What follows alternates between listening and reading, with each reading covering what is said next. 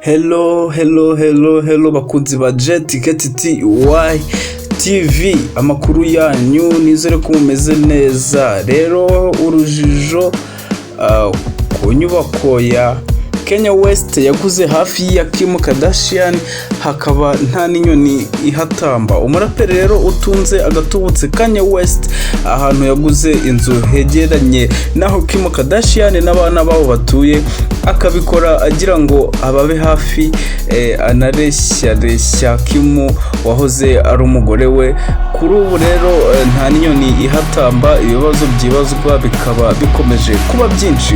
Birashoboka ko rero Kanye West yaba ari mu nzira yo kwimuka burundu no kuba yagurisha inyubako yari yaguze hafi ya Kim Kardashian nk'uko ibitangazamakuru byinshi byabigarutseho. Ibi bije rero nyuma y'inkuru zakomeje kugenda zitambuka mu bihe bitandukanye zivuga ku gutandukana kwa Kanye West na Kim Kardashian.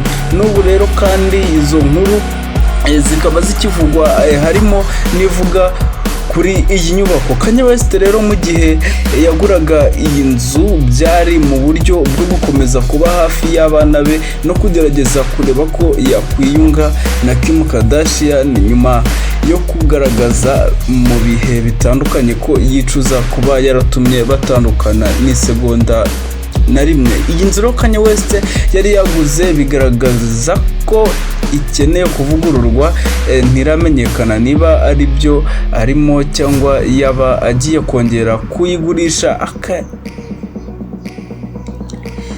dore ko n'ubundi kongera gusubirana na Kim Kardashian bimaze kuba inzozi.